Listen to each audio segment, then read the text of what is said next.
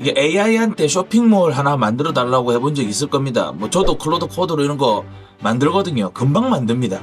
딸깍하면 나오는 세상이긴 한데 좋다고 하거든요. 비개발자분들은 진짜 아무것도 모르는 분들은 와 너무 신기하다고 하거든요. 근데 이게 또 썩 마음에 들지가 않아요. 그러니까 이제 고쳐달라고 해야 되는데 뭘 어떻게 고쳐달라고 해야 될지 또 뭐가 빠져있는지 말로 설명은 못합니다. 이게 개발자랑 비개발자의 차이고, 비개발자나 일반인들이 에이전트 코딩을 하려고 할 때 여기서 멈추거든요. 만들긴 하는데 뭘 어떻게 고쳐달라고 할지 구분이 안 되다 보니까 이거 어려운데 하면서 내려놓습니다. 제가 오늘 이거 5분 만에 딱 풀어드릴 테니까 한번 따라와 주시면 좋을 것 같아요. 분명히 말씀드립니다. 앞으로 코드 같은 거 짤 일은 더더욱 없을 겁니다. 클로드 코드나 코덱스나 나중에 클로드 코드 할아버지 같은 게 나와가지고 더 잘 짜줄 수도 있어요. 근데 이제 중요한 거는 만드는 게 아닙니다. AI한테 어떻게 시키는지 이 능력이 이제 앞으로 중요해집니다. 그러니까 개발자들이 잘할 수밖에 없어요. 그리고 만들었다고 하더라도 비개발자나 일반인들이 봤을 때는 어떻게 시켜야 될지 모르니까 멈춰있는 겁니다. 동네에 대박난 식당에 가보면 장사 잘 되는 사장님들 있잖아요. 그런 데 가보면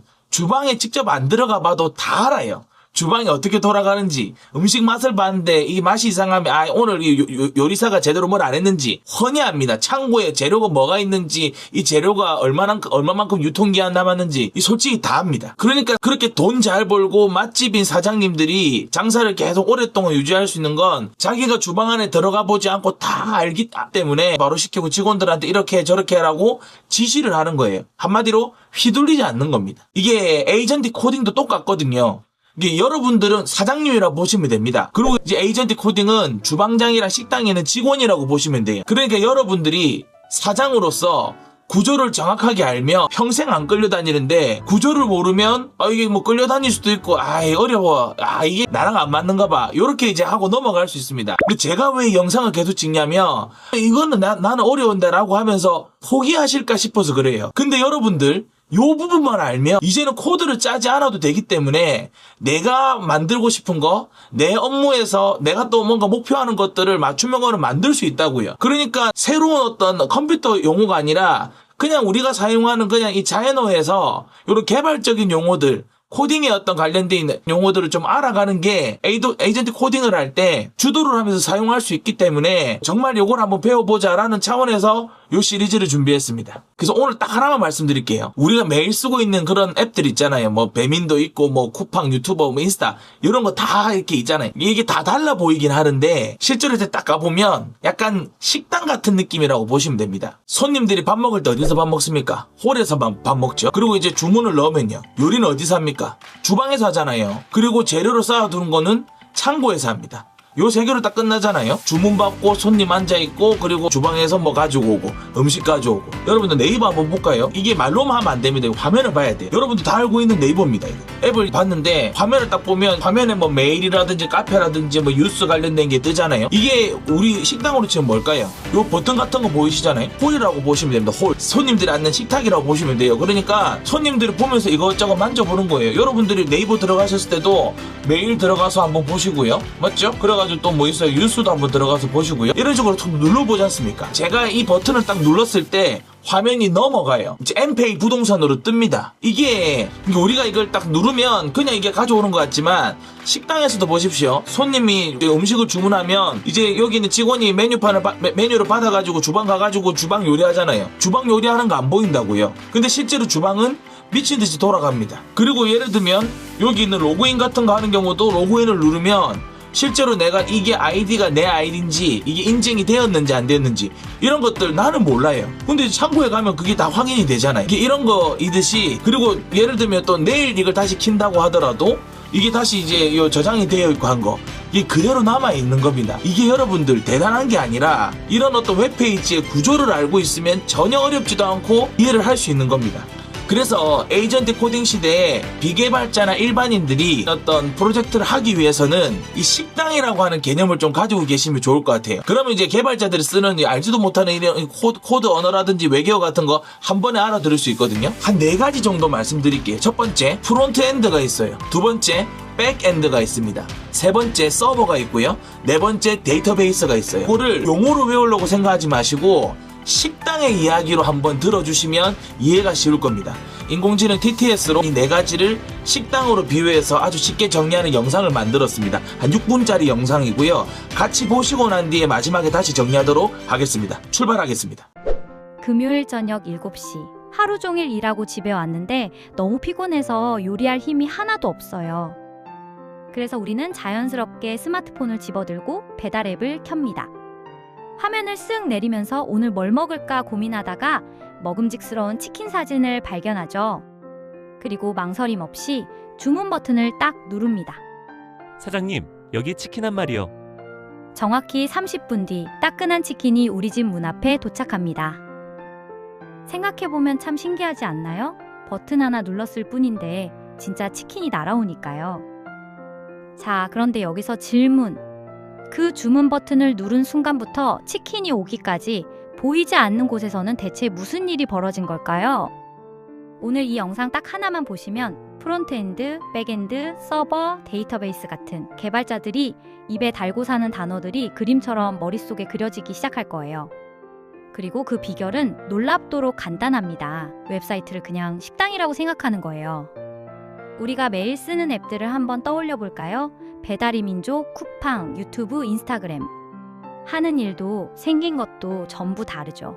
그런데 속을 들여다보면 놀랍게도 똑같은 구조로 만들어져 있어요. 그 구조가 바로 식당입니다. 자, 식당 하나를 머릿속에 그려보세요. 식당에는 크게 4군데가 있어요. 손님이 앉는 홀, 요리하는 주방, 재료를 쌓아두는 창고, 그리고 이 모두를 담고 있는 건물. 웹 서비스도 토시 하나 안 틀리고 똑같습니다. 그리고 이 식당의 가장 중요한 손님은 바로 우리 같은 사용자예요. 자, 첫 번째, 우리가 눈으로 보고 손으로 만지는 곳부터 시작해 볼게요.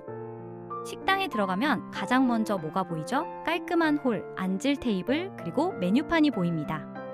웹에서도 똑같아요. 앱을 켜면 보이는 화면, 누르고 싶게 생긴 버튼, 음식 사진, 메뉴 목록. 이렇게 손님이 눈으로 보고 직접 만지는 모든 부분을 개발에서는 프론트엔드라고 부릅니다. 예를 들어 유튜브를 켰을 때 보이는 영상 목록, 빨간 구독 버튼, 좋아요, 하트. 이게 전부 프론트엔드예요. 아, 그러면 화면에 보이는 예쁜 디자인이 전부 다 프론트엔드인 건가요? 정확해요. 색깔, 글씨 크기, 버튼 위치, 부드러운 애니메이션까지 손님이 마주하는 모든 것, 그게 바로 프론트엔드입니다. 그래서 프론트엔드를 만드는 사람은 식당으로 치면 홀과 인테리어를 책임지는 사람이라고 보면 돼요. 자, 두 번째, 이번엔 손님 눈에는 절대 안 보이는 곳입니다. 식당에서 우리가 함부로 들어갈 수 없는 곳이 있죠. 바로 주방이에요. 주방에서는 정말 많은 일이 벌어집니다. 주문을 받으면 요리를 하고 계산을 하고 재료가 떨어졌는지 확인하죠. 웹 서비스에서 이 주방 역할을 하는 것을 백엔드라고 부릅니다.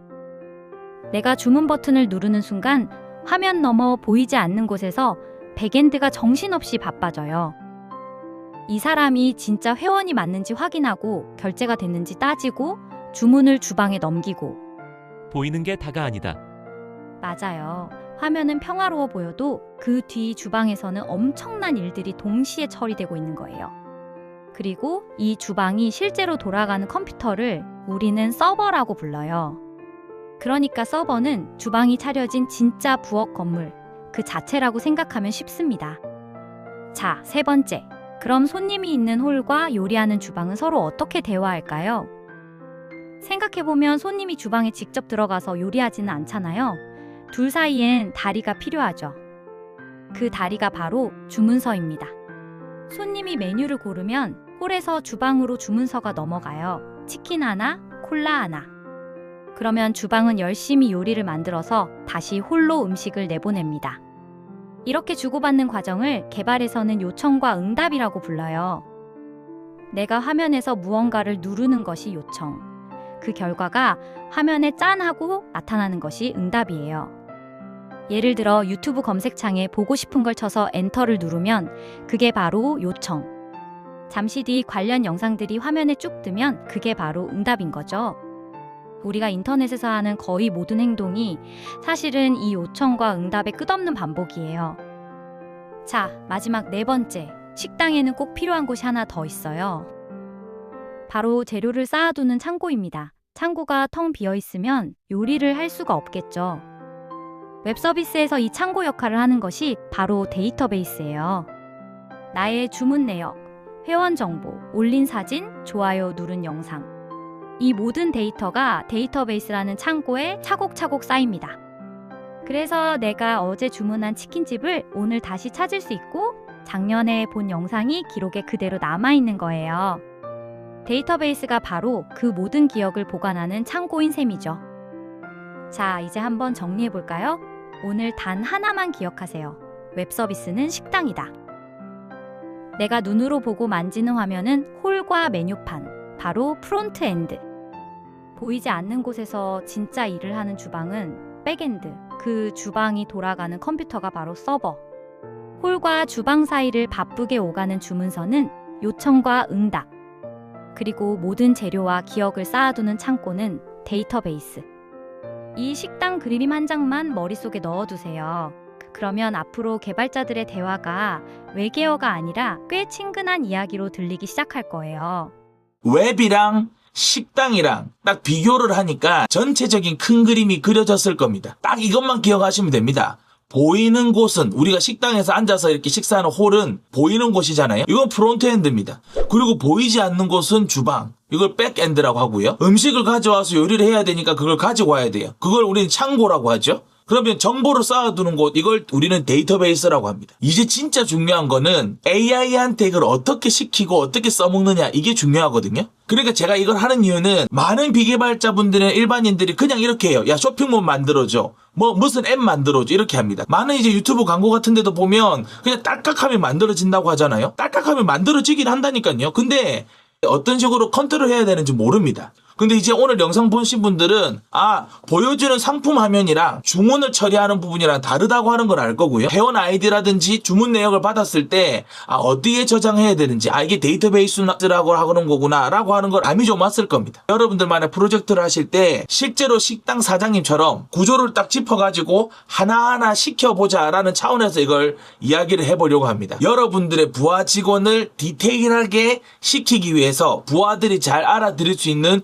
용어를 우리가 배워보자 라는 뜻입니다. 이제 두 번째 편에는 본격적으로 그 홀부터 이야기해 볼 겁니다. 눈에 보이는 홀. 프론트엔드에 대한 이야기를 할 거고, 그 중에서도 더 우리가 진짜 한 번쯤은 들어봤을 법한 HTML이라고 하는 걸 한번 이야기를 한번 나눠보도록 하겠습니다. 구독이랑 알람 설정 눌러주시면 다음 영상 나왔을 때 바로 체크할 수 있으니까 꼭 눌러주시고 다음에 좋은 컨텐츠로 인사드리겠습니다. 외부 강사 김지백이었습니다. 감사합니다.